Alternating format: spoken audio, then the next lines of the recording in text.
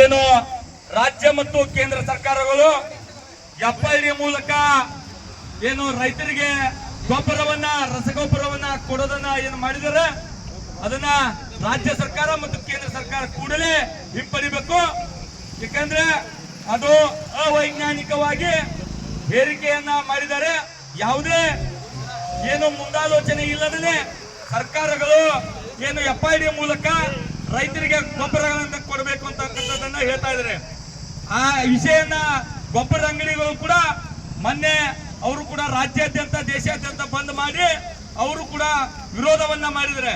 ಇವತ್ತು ಕೂಡ ಸಿಕ್ಕಾಂ ತಾಲೂಕಿನಲ್ಲಿ ಕೂಡ ಅದಕ್ಕೆ ಎಲ್ಲ ಗೊಬ್ಬರ ಅಂಗಡಿಗಳು ಕೂಡ ಬಂದ್ ಮಾಡಿ ವಿರೋಧವನ್ನ ವ್ಯಕ್ತಪಡಿಸ್ತಾ ಇದ್ದಾರೆ.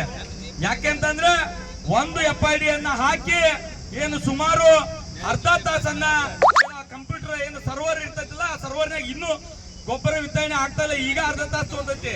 ಅವಾಗೇನ ಗೊಬ್ಬರ ಜಾಸ್ತಿ ಹೊಂಟಾಗ ಅದಕ್ಕೇನು ಹಾಕಕ್ ಹೋದ್ರ ಅದು ತಾಂತ್ರಿಕ ದೋಷವಿದೆ.